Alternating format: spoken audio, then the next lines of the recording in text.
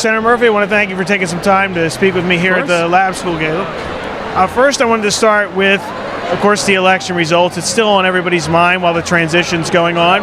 Have you personally drawn any lines in the sand on foreign policy based on what you've heard from the incoming administration, particularly from the president-elect, on the campaign trail?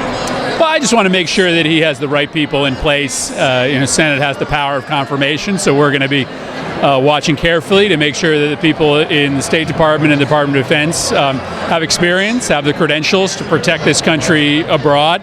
Obviously, traditionally, the Senate does give some deference to the new president to get his people in place, but I want to make sure these are people who are qualified. So, these are early days. We're 9 days into the transition period, and we're going to be watching his choices very carefully. Now, there's an NBC story out saying that Mitt Romney could be Secretary of State, that him and Donald Trump are meeting about that. Is Mitt Romney somebody that you see yourself possibly voting for to confirm as a Secretary of State? Well, I think it's a little early to comment on all these names that are swirling around in the press. I'm hoping that he's going to pick people who are qualified, who have experience abroad, and will take each nominee as they come. Now, Donald Trump, he campaigned on getting rid of the Iran deal. What would be the implications from your point of view if he were to actually try to get rid of that deal or pull the U.S.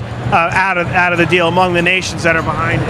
Well, I think that he's going to take some time to learn up on foreign policy and to learn the implications of the Iran deal, sticking with it or getting rid of it. The stakes are really high, and obviously I'm a supporter of the deal. It's worked, and I hope that he'll take the time to realize that sticking to it and forcing it is a much better option than walking away from it and starting from zero again.